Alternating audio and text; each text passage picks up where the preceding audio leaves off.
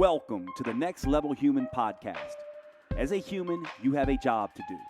In fact, you have 4 jobs: to earn and manage money, to attain and maintain health and fitness, to build and sustain personal relationships, to find meaning and make a difference. None of these jobs are taught in school, and that is what this podcast is designed to do: to educate us all on living our most fulfilled lives through the mastery of these 4 jobs. I'm your host, Dr. Jade Teta, and I believe we are here living this life for 3 reasons and 3 reasons only: to learn, to teach, and to love. In this podcast, I will be learning, teaching, and loving right along with you. I'm grateful to have your company. Here's to our next level.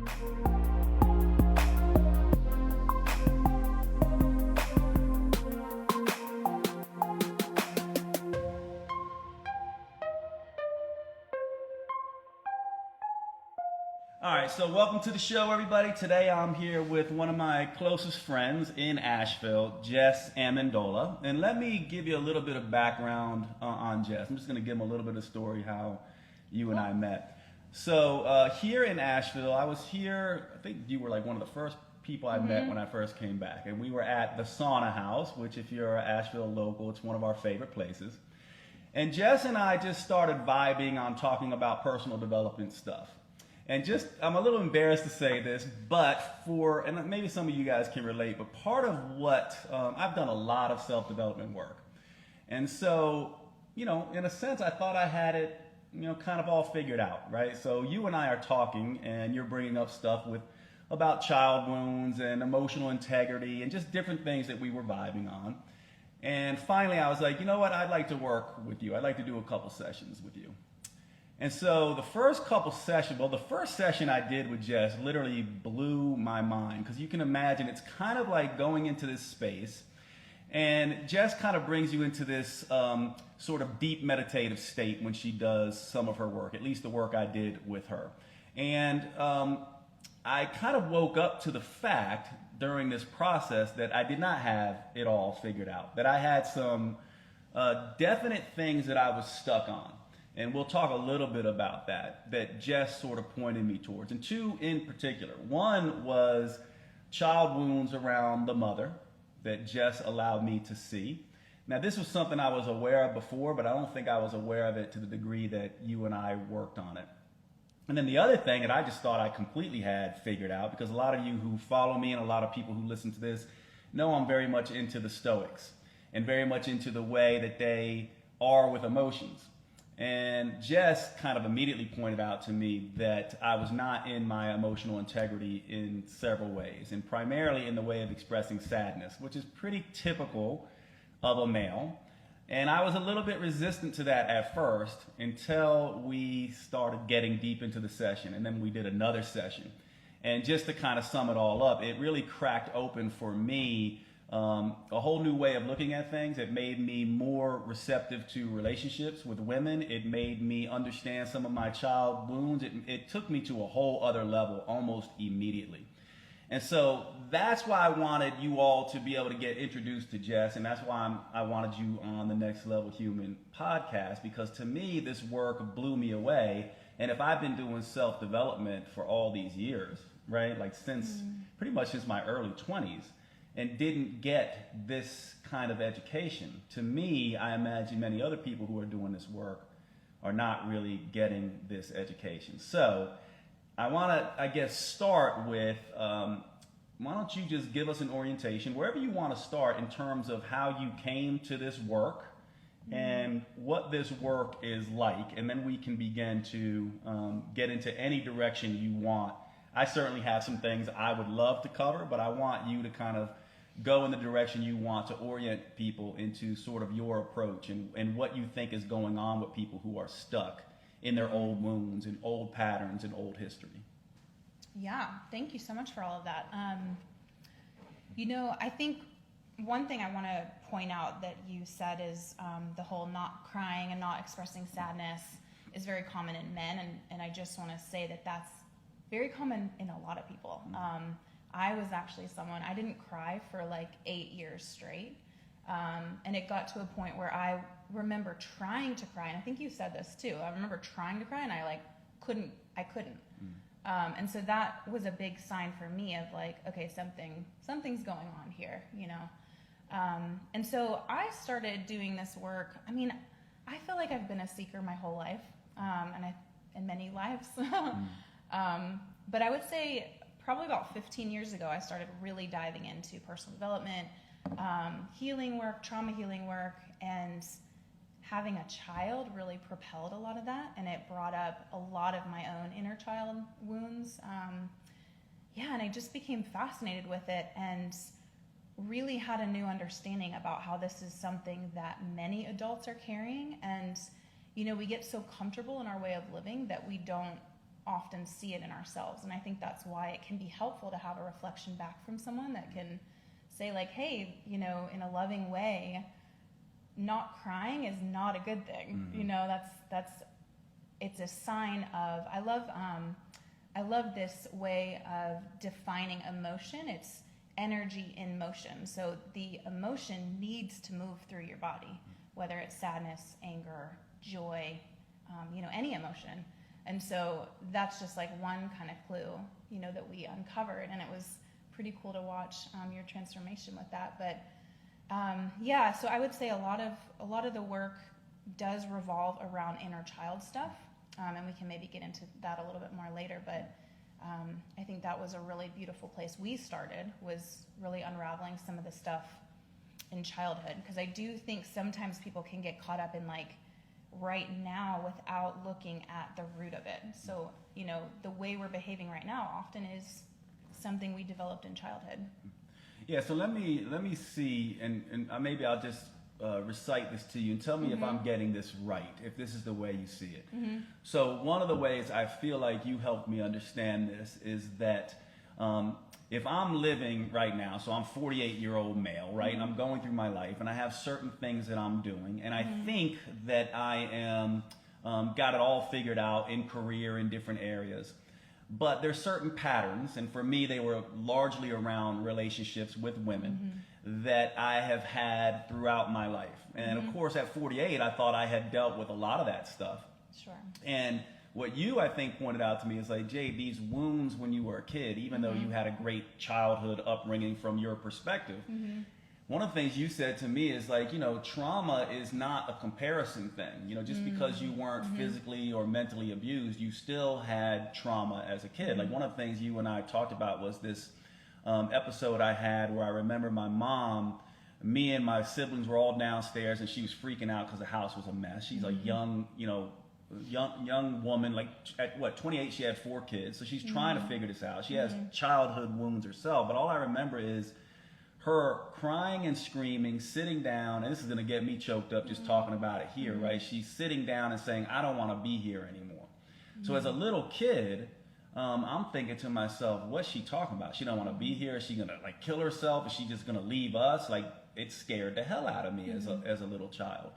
Now, I remember that, and I remember you sort of pointing me to these sort of episodes that happen and saying right there as a child, you don't know how to deal with that. So you start to create certain compensatory mechanisms or way of behaving to protect yourself that can then follow you through your life.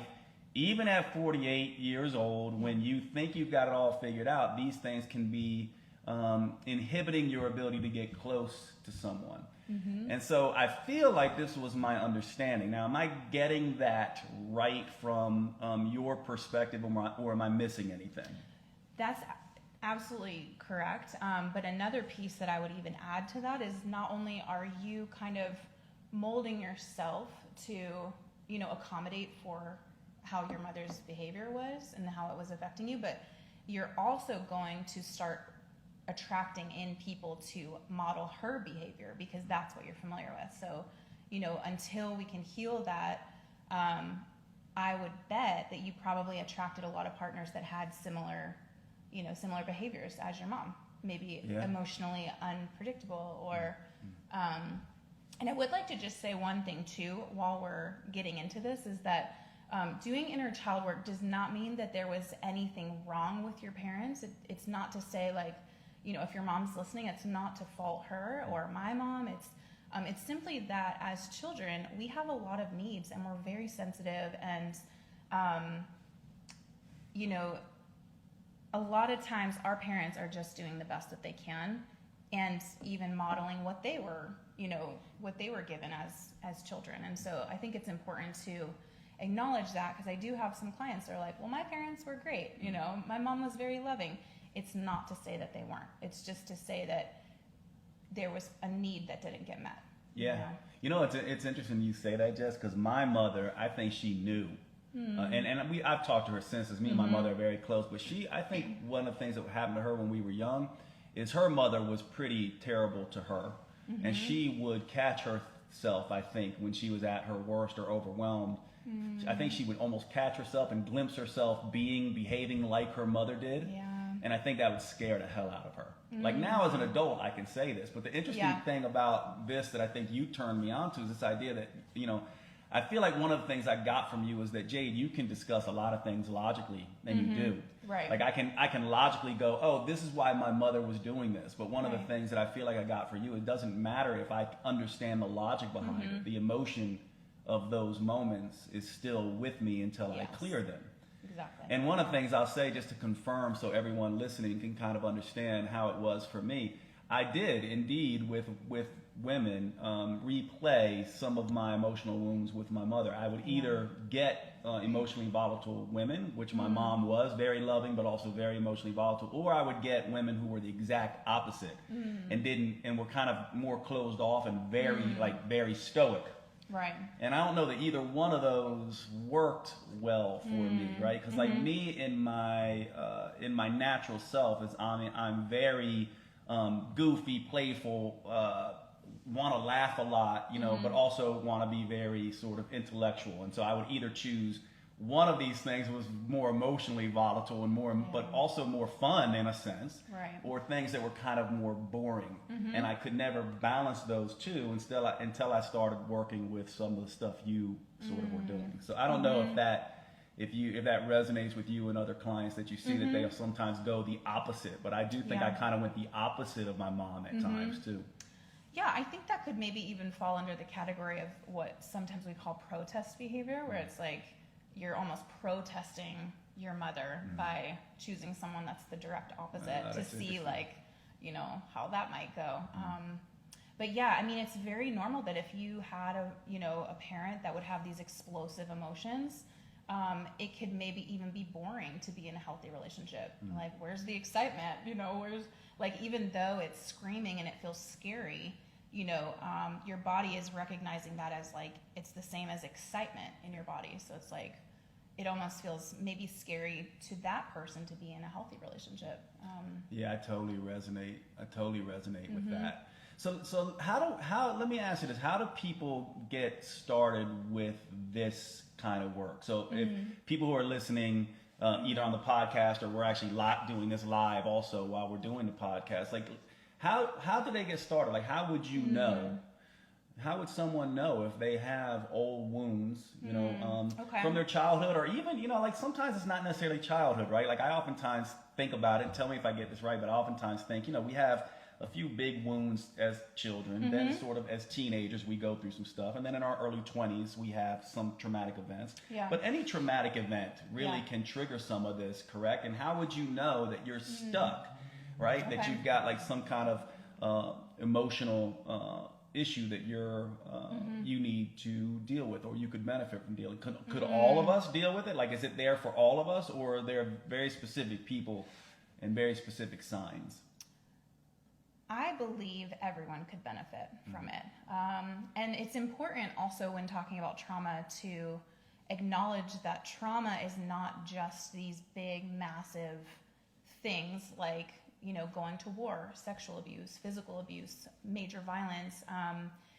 As a 2-year-old baby, your mother leaving the room and you being left alone in the dark, which was very common for a lot of our age group, the cry it out method. I believe that is a trauma to a little baby, who just needs nurturing and love from their mother. So I think it's important to acknowledge that, the word trauma can kind of turn some people off, but I personally believe everyone has some kind of trauma in their lives that they can work through. And I think some of the signs would be certainly not being able to cry, I think is a big one. If you're struggling to have healthy partnerships, if you find that you get easily triggered and maybe lose control of your emotions, I think that's a pretty big sign. A lot of people also will find that they don't have a lot of memories from their childhood. That was something specifically that I struggled with. And doing this work, honestly, that was one of the biggest gifts for me as I started having all these memories come back. It was like kind of being given that again. So I think that's another one. But definitely I would say you're going to mainly see it come up in your closest relationships, you know, and a lot of people I think can avoid even entering into a partnership because that is going to be all your shit is going to be right in front of you. You know, the partner is the mirror, and that's the person you're around closest to. You're intimate with them. They see that depth of you that most other people don't. And so I think looking at your partnership is going to be a great first step, you know. Are there areas in your partnership where you struggle? Or do you struggle to be honest, to speak how you're feeling, you know, stuff like that? Yeah, you know, that's interesting because I oftentimes could see, like we were talking about, like I saw my patterns in romantic relationships. Yeah. And obviously you and I talk about romantic relationships a lot. And those of you who listen to the podcast know I cover this a lot because I share your view that it is the most important relationship. It's almost like simultaneously a parent-child relationship because our romantic partners parent us in a sense. But it also is this unique sort of best friend relationship. So it's parent, best friend. And then I think the thing that makes it so is the intimacy and the physical connection of a lover. And that just brings you to a whole other depth. And your dysfunctions are on full display. I oftentimes say when I get in a relationship, I'm like, I kind of can't wait to see the dysfunctions, not from a negative point of view, but more from the fact that once I begin to see that, and I think a lot of people avoid that, but then I say, once I begin to see the dysfunctions in my romantic partner, I know, I take it as a gift almost that she is sharing this and feels safe enough to be sort of her full self. And to kind of think about, or just to add something, and just tell me if you agree with this or not. Like one of the things that I think you were pointing me to is patterns, right? So repeated patterns, and not necessarily negative patterns, but more like I tended to be in most of my romantic relationships secure, but leaning a little bit distant, leaning a little bit avoidant, leaning a little bit aloof, right? So it almost be like, I don't want to make defined plans. I want to keep you a little bit at a distance. It was kind of this on again, off again thing. Like I love quality time with you, but then I want to, you know, kind of push you away. And some of that is natural for me, but I think that spotting some of those things allowed me to see, oh, this is kind of me protecting myself a little bit. And I didn't necessarily pick up on that before. And so would you say then for people who are interested in this work that these patterns point you to this? And by the way, I want to say one thing before you answer that for those of you listening.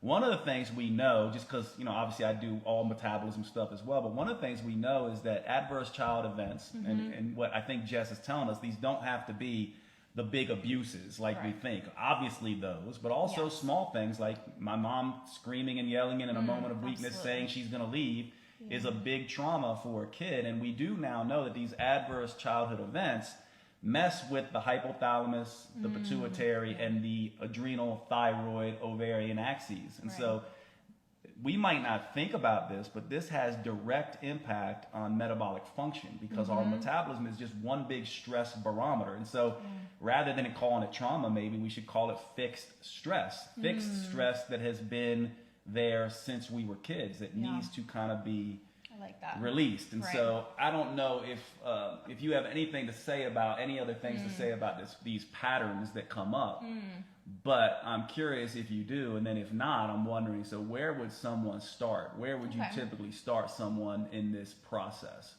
Yeah, so touching on the pattern thing first, I will say that when you're first starting this out, it can be really hard to even see your own patterns.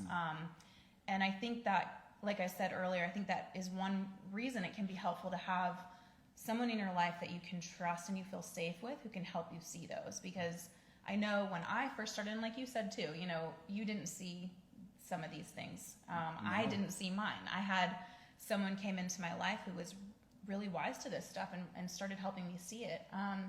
So that would be one thing, is if you aren't seeing them, you know, there's nothing wrong with you.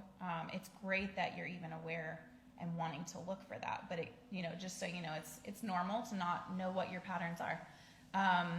But certainly if you are seeing them, I would say starting with inner child work would be the easiest thing to do on your own from where you're at.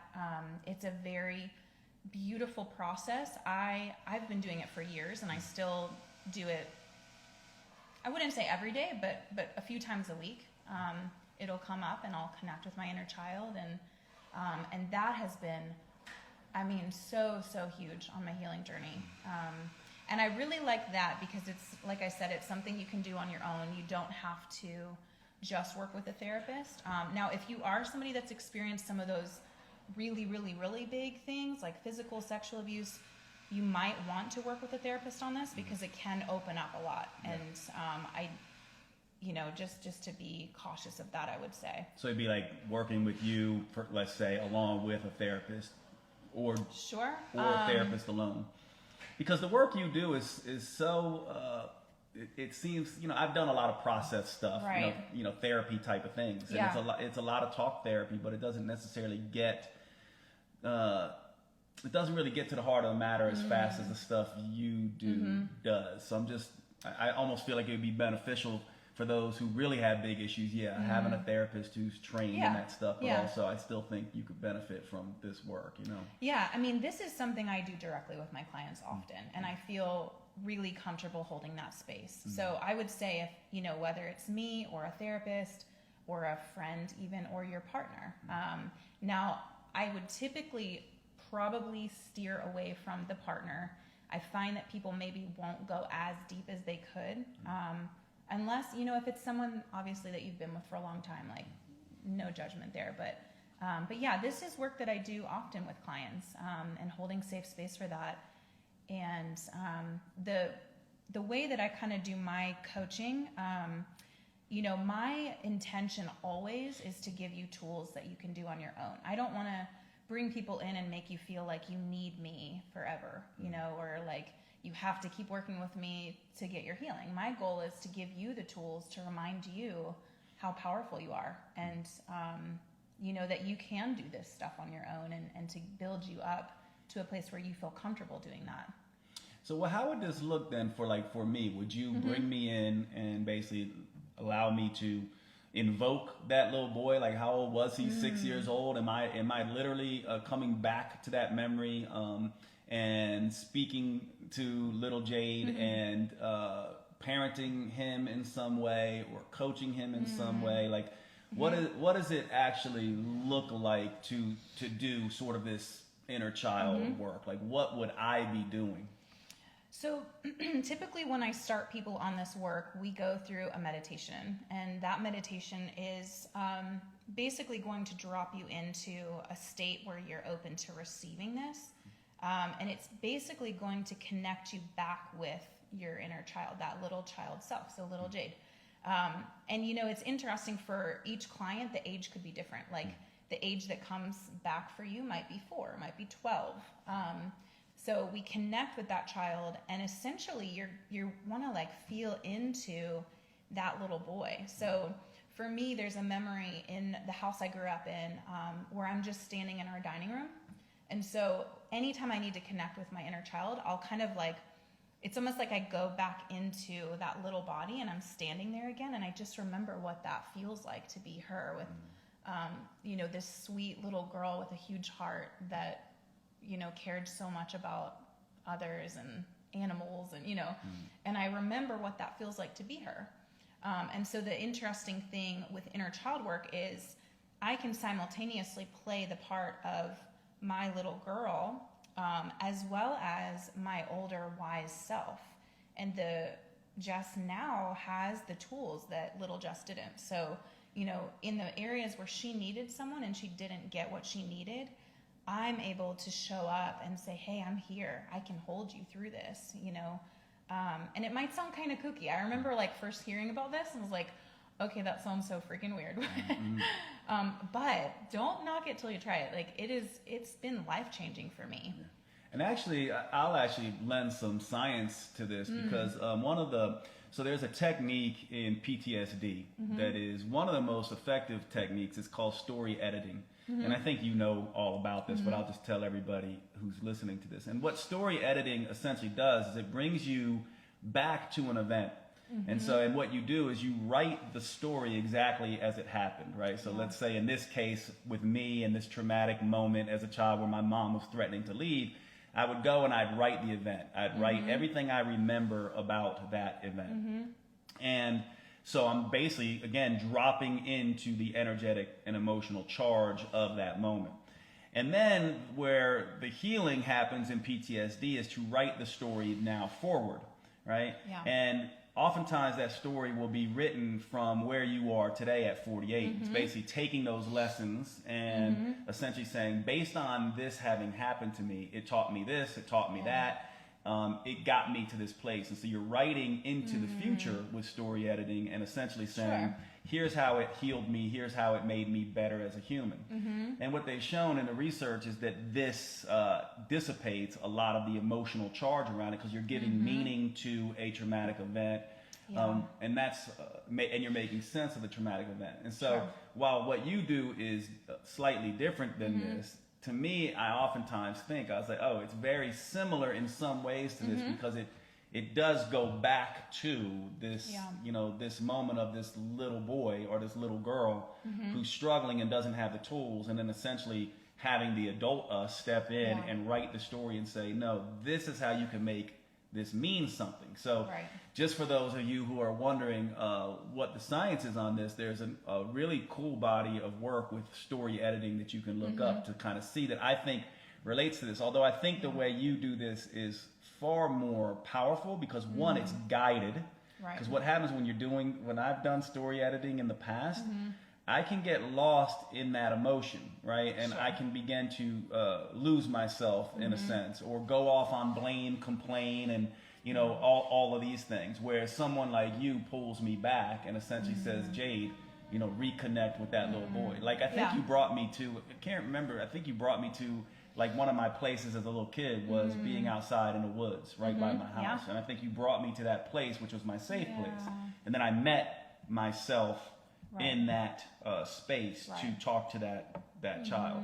Sorry to break in. I want to cover one of my sponsors, Organifi. Now, look, I'm a little embarrassed to admit this, and many of you who know me well know this, but shockingly, I cannot stand vegetables. I really do not like vegetables. I have not liked them since a child. I think it has something to do with my mom who cooked everything just boiled everything, no salt, no fat, no taste, period. And so I developed an extreme dislike for almost all vegetables. And still to this day, I have a difficult time getting in my fruits and vegetables. Well, Organifi, started by my good friend Drew Canoli, who I've developed a relationship over the years, and I am really sort of tickled that we finally get to do this together with Organifi sponsoring the Next Level Human podcast. Drew is a next level human. Organifi is a next level human company. I can't say enough about them. I'm excited for them to be on board as a sponsor for the Next Level Human podcast. My favorite products, let me tell you about them. They have a ton, but I use 3 pretty much every day. I use Organifi Gold before I go to sleep. This is their turmeric tea based on sort of the old Ayurvedic golden milk. It is absolutely fantastic. It contains lots of different relaxing herbs, turmeric, tastes wonderful. And one of the things this has done for me is I had a very bad wine habit at night. It started out as just 1 glass of wine. Lately, it's turned into 2, 3, and sometimes a bottle. What I've done, starting in 2021, is use Organifi. This is what I have in lieu of wine, and I sit there just like I used to sit with my wine, and I have the Organifi Gold. I also use the green and red juice powders. I have never liked greens and reds juices, period. These powders to me always tasted like swamp water. I use 1 scoop of the greens, 1 scoop of the reds, first thing in the morning before my coffee. It has become a ritual over the last several years. It is fantastic. Those are the ones I use the most. Of course, they have a great line of protein products, and they have a new Organifi Gold chocolate, which I have not tried yet, but I cannot wait to try that because you all know I love cocoa powder and use it for lots of different things, for cravings and everything else. Check out Organifi, Organifi.com. Use the code NEXTLEVEL. Please take care of Organifi the same way they're taking care of the earth, doing amazing things as a company, and now taking care of the Next Level Human podcast so we can all be together and have these discussions. Organifi.com, use the code NEXTLEVEL. I want to ask you a question. If you had to follow your friends around who are not the healthiest in the world and see what they are doing, what would be the number one thing you would probably tell them to do to start? For most people, that's going to be drinking more water, right? This is something that we talk about all the time in health and fitness. It's almost as if we think of it as an afterthought now because obviously water is so crucial. However, we oftentimes get this wrong. For example, did you know that when it comes to hydration, just drinking water can make things worse? Most people don't know this. Why?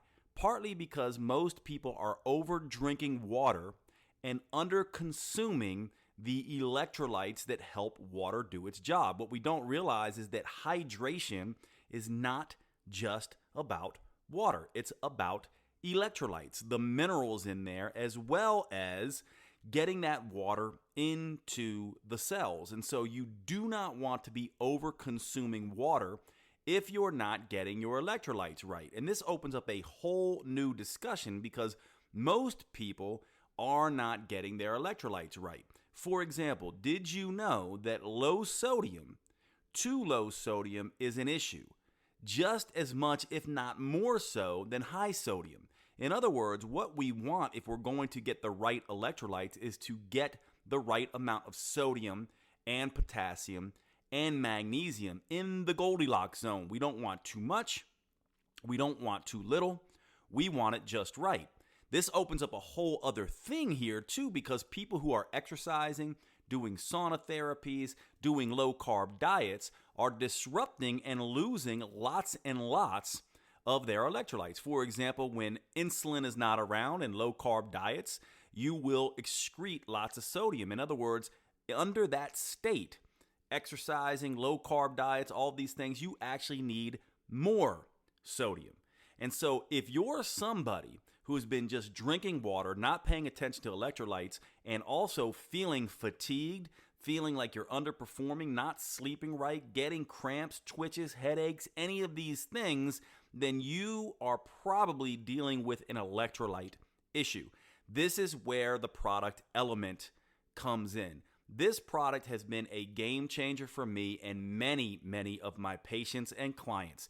This is a rehydration electrolyte beverage, basically. It is a powder of electrolytes formulated with 1,000 milligrams of sodium, 200 milligrams of potassium, and 60 milligrams magnesium without the added sugar and other nonsense that comes in beverages like Gatorade. This stuff is basically a rehydration beverage on steroids. It is the thing that is going to replenish your electrolytes in the right ratios, decrease fatigue, really correct chronic dehydration. And by the way, many people are dehydrating themselves, becoming hyponatremic, low sodium, when they're consuming too much water. You need your electrolytes on board, especially if you are someone who is losing lots of sodium and other electrolytes through low-carb diets and lots of exercise. This is where Element comes in. Element is a new sponsor to the Next Level Human podcast. I cannot recommend this product enough. I have been using this stuff for months now, and I have immediately seen changes in my energy levels. I feel like I'm operating on a whole other level, and I have seen this as being the primary thing that people who have been using Element have been telling me, that their fatigue is getting better, especially fatigue that comes after very intense workouts. that involve lots of sweating and lots of intense output from the nervous system. Please check out Element. Use the code NEXTLEVEL. DrinkElement.com. That's DrinkElement.com. DrinkElement.com, and let's get back to the show. So I don't know if you have anything to say with that, but I just wanted to throw that in there because there is actually, as woo-woo as this can sound, which, by the way, it doesn't matter because there's a ton of woo that will never be proven that's highly effective. Yeah. But this actually does have a basis in a good research base that goes along with it, I think. I think really quick, if it's okay with you, I'm going to share an example of how I've used this. Yeah, I would love that. So when I started doing this work, so just for some background information, I was diagnosed with CPTSD, which is complex post-traumatic stress disorder, which is essentially someone that has had many big traumatic experiences, and it's like multiple cases of PTSD. It's like PTSD on steroids, basically, for those of you who don't know. This is like the worst of the worst PTSD. So it's hard to function in everyday life, to be honest. And so when I started really diving into this work in a deep meditative state one day, I remember asking kind of like to God or my higher self, whatever, please show me where this started. Like, where did my PTSD start? And so I was immediately taken back to an experience. I was around 12, and I was laying in my bed, and this very scary, to a 12-year-old, big man comes in my house's back door. And without going into too many details that aren't mine to share, I remember in that moment feeling like I was about to die. Like, this man to me looked terrifying. There was this thin piece of plywood separating my room and my brother's room, and I could see through the crack, and I was watching him, and I just kept having this visual of him killing my brothers and then opening that and killing me. And so in that moment, my body essentially like froze. It got stuck in that, fight, flight, freeze. It got stuck in the freeze state. And all I could think to do was lay down under the cover, pull it over, and essentially I was waiting to be killed. And so having that memory come back, the way that I've used this work is I can go back into that state. And so I've done this a couple ways. One way where I go back and I'm her again. I'm little 12-year-old Jess, and I lay there and I tell myself, I'm safe, I'm safe, I'm safe. And I try to get my nervous system to relax. And then the other way I've done this is coming in as 35-year-old Jess, and I've actually closed my eyes and imagined myself rubbing my hand on her back and telling her, hey, you're safe. Everything is okay. This feels really scary right now, but you're not going to die, and that might sound extreme, but that is how I felt in that moment. I truly thought I was about to die.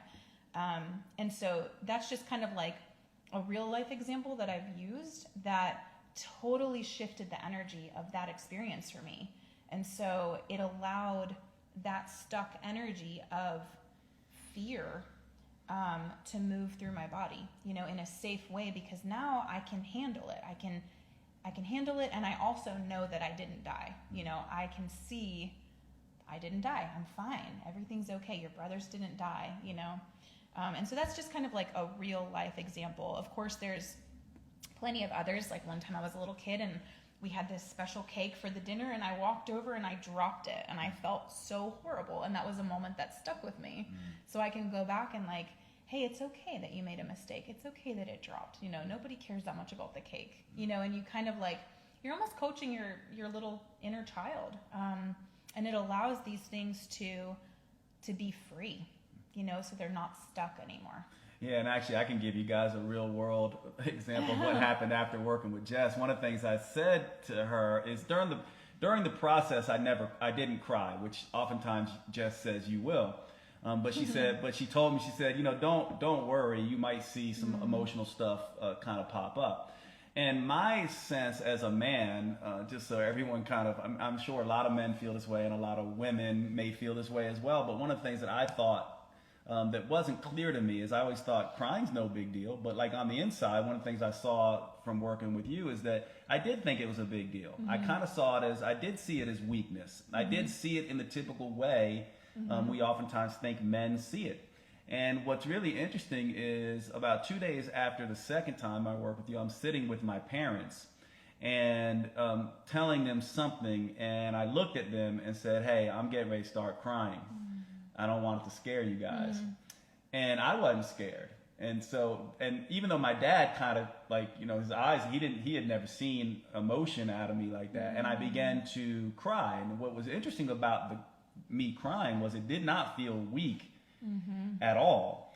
It was like I was in full control of it. And I was like letting them know that I'm going to cry. It's fine. I love it. I need this release. And I love that you guys are here.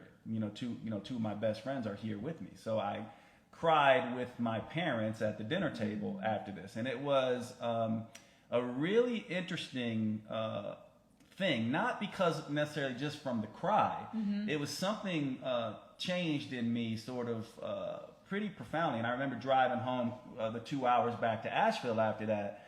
And I think I told you this. I was like, I think I'm ready for like a real relationship. So it's like so something sort of moved in me that was like, I think I'm ready for like, a powerful relationship or a real relationship. And shortly after that, I met the girl who I'm seeing now, which is really interesting. And it's very fun. It's very light, me and her, but it also just feels a different charge attached to it. And it came directly out of me holding in this emotion of whatever this wound was of not feeling, and I think what it is, and you pointed me to this, not feeling safe with women, right? Like not feeling, and what I mean by that is not feeling emotionally supported by women.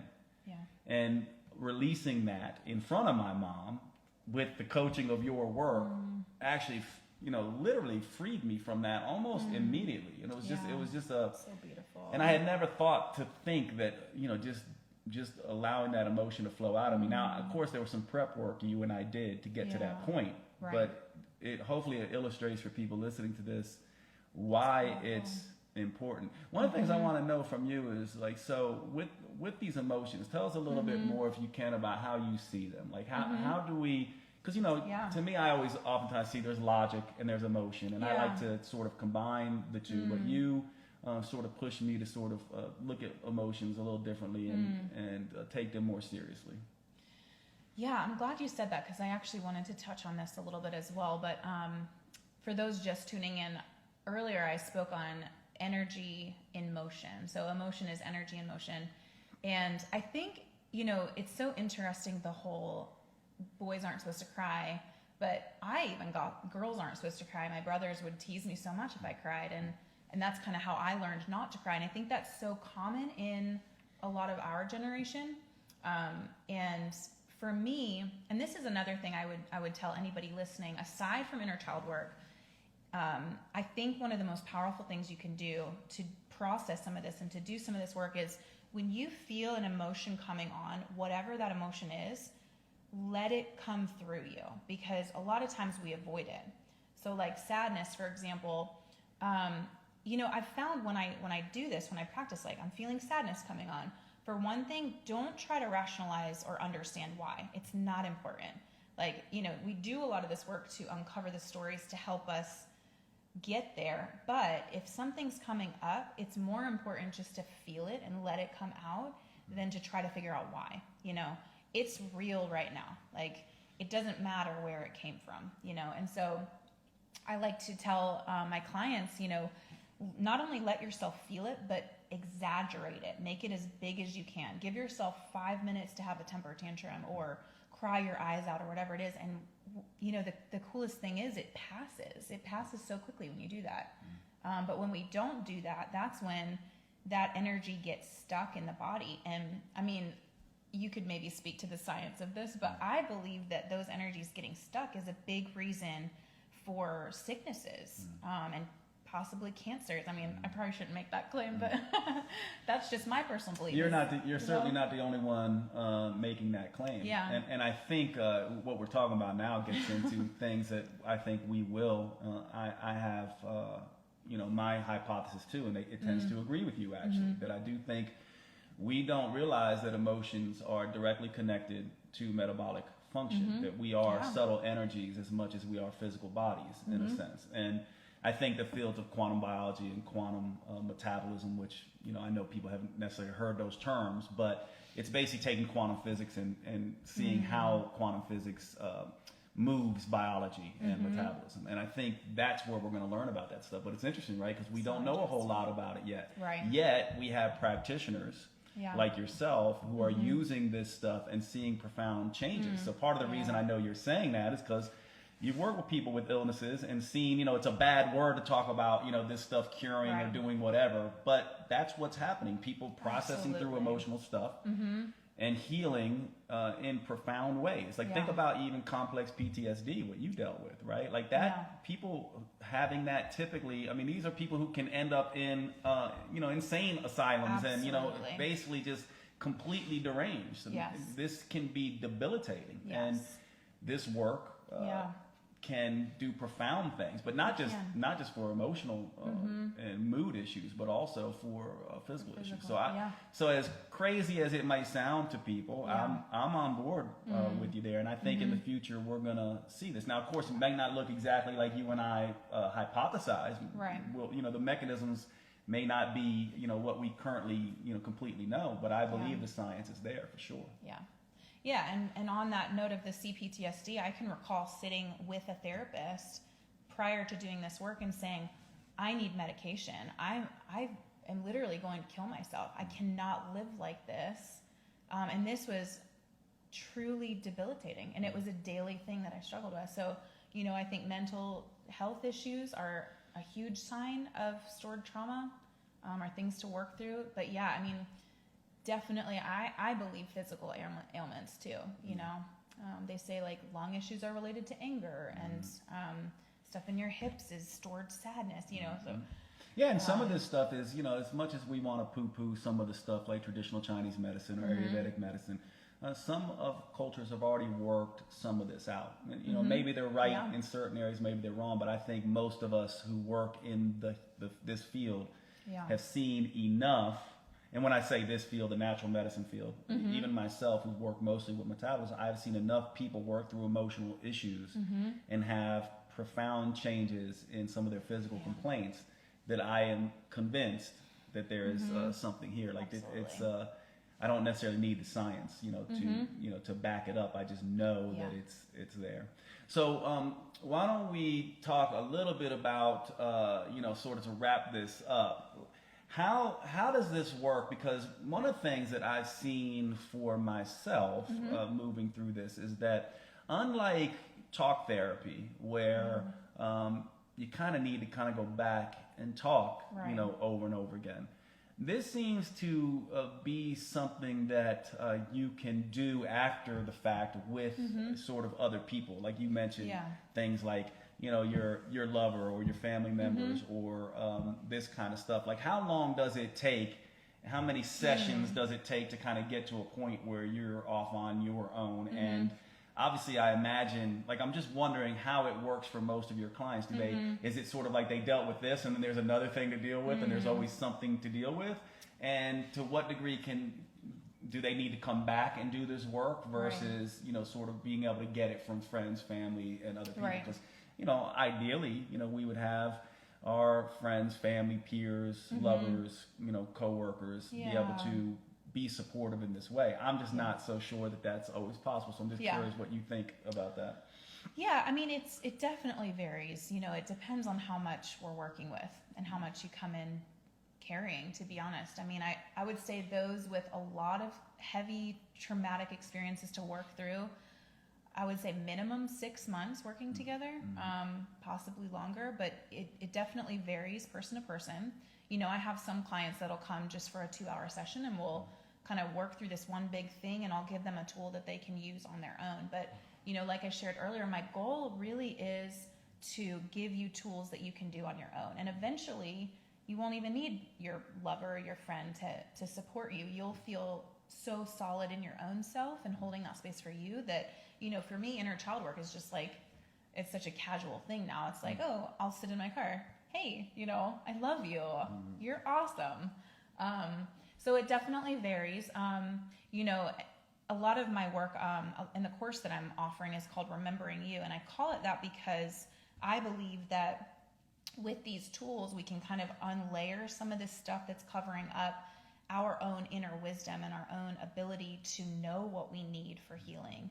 And so my goal with all of the work and all of the clients is just to help you remember that God consciousness within that has all the answers and everything that you need, so that you don't need to keep going back to someone. Yeah.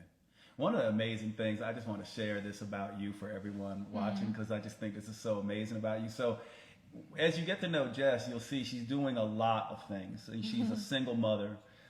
She is constantly dealing with, issues around that, being a single mom and like the divorce and all this kind of stuff that can be. And I think I oftentimes used to think, before meeting you, and maybe because of the stuff with my mom, is that this stuff is, really hard stuff. But you're someone who just does this incredibly gracefully. In other words, there's never been a moment where I've talked to you or run into you where it's not just like, you're just not happy and in joy. Although I have run in times where you're sad, and you oftentimes will say, like I remember one time we were talking on the phone, or maybe it was a voice message. You said you'll actually didn't even say you'll have to forgive me. It was just more like, I'm a little sad right now, and it's almost like I can see you talking to this little girl Jess. But I am amazed at how graceful some of the stuff that you, since I've known you, that you're going through, that I don't even think you see it as necessarily a big deal.